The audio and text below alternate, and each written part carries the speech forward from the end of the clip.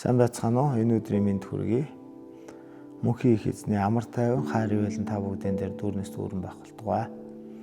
Өнөөдөр хамтдаа Марк номны 4-р бүлгийн 35-аас 41-р ишлэлийг бүгдээр хамтдаа үзцгээе.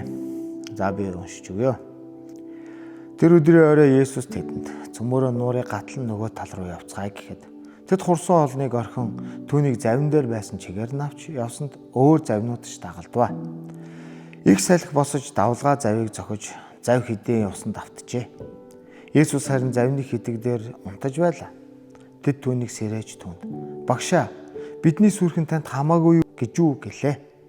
Есүс сэрээд салхийг зандарч нуурд "Чимээгүй, намд" гэж хэлвэ. Салхи зогсож бүр нам гүн болов.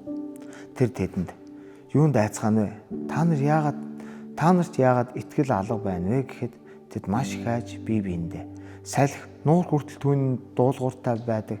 Тэр юу хэн юм бэ?" гэцгээвэ.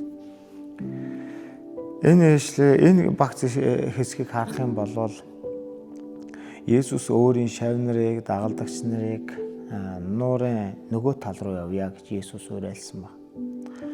Харин тэнд хурсан олон хүмүүс байсан ч Есүсийг явахад тэд нар ч бас гэрлүүгөө явсан байна. Хэсэг хүмүүс гэрлүүгөө явсан, хэсэг хүмүүс Есүсийг дагсан хүмүүсүүд нь завинд суугаад Есүстэй хамт явсан байна. Магадгүй салхилж далайн шуурга эхлэх үед хүмүүс бороо орж байна, салхи шуурж байна гэх гэр гертэ ороод хоолоо идээд чимээгүй гэр бүлээрээ дулаахан хүнжилдээ ороод за энэ салхи намттал гэртээ амар амгалан байцгаая, тэр маань хаана, энэ маань хаана гэх бүх зүйлсүүдийг өөрсдөө хийсэн баг.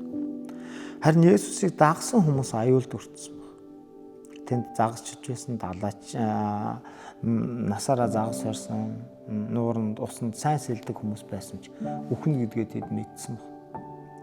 Тэд айсан, тэд сандралцсан. Тэм учраас тэд Есүсээс тусламж гуйн дуудсан баг.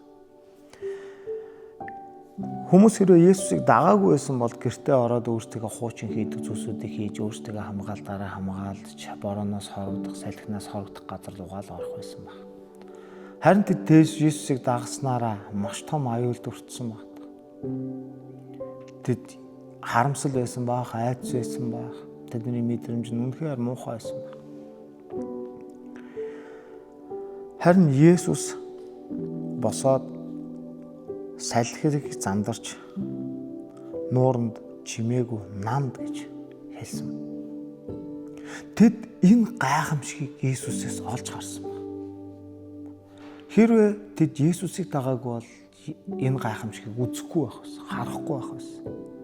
Биднийг Есүс өөрөө дууддаг ба өөрөө дагуулдаг. Хуучин гэрэн дээр хэлэхдээ өхлийн харанхуй хөндөгөөр дуулавч хор хөнөөлөөс нь би яахгүй гэж. Биднийг Есүс хаашаа бол хаашаа дагуулдаг, удирддаг, дагуулдаг, чиглүүлдэг. Гэхдээ тэнд бас хамт байдаг. Бид Есүстэй хамт алхаснараа Есүс хинбэ гэдгийг мэднэ. Бид нар Есүсийн сургаалыг сонсож болно. Бид нар Есүсийг харж болно. Харин Есүсээс өөр амьдралаар, өөрийнхөө сонголтоор алхаж бас болно. Тэнд Есүс байхгүй.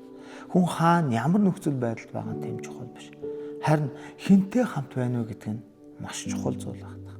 Итгэлийн амьдралаар амьдарч байгаа бидний хот үхлийн харанхуй хөндөө байсан ч, далайн шуургатай байсан ч, асуудал бэрхшээлтэй байсан ч тэнд Есүс байна уу гэдгийг харах хэрэгтэй. Бид Есүстэй хамт түүний дуудлагын дагуу алхахдаа бид энэ амьдралд асуудалтай тулгардаг.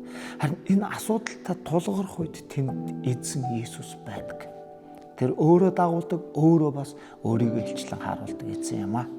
Би та бүхнийг уриалж байна. Таны амьдралд юу ч тохиолдож магадгүй. Гэхдээ Есүс таныг явъя гэвэл та хамтдаа яваарай. Та тэнд хэцүү, аимшигтай хэцүү үед та Есүсийг хинбэ гэдгийг мэдэх болно. Түүнийг илүү их таних болно. Эзэн та бүгдийг явах болтугай. Энэ өдрийн турш эзэн та нартай хамт байж бүхэл аюул осол бүх зүйлсүүдээс та бүгдийг хамгаалан нэгүсэж ерөн сахих болтугай. Хаана байгаа нь, юу тохиолдож байгаа нь, ямар нөхцөл байдалд байгаа нь чухал бус. Харин Есүстэй хамт байна уу гэдэг нь таны амьд маш чухал зүйл шүү. Эзэн та бүгдийг явах болтугай.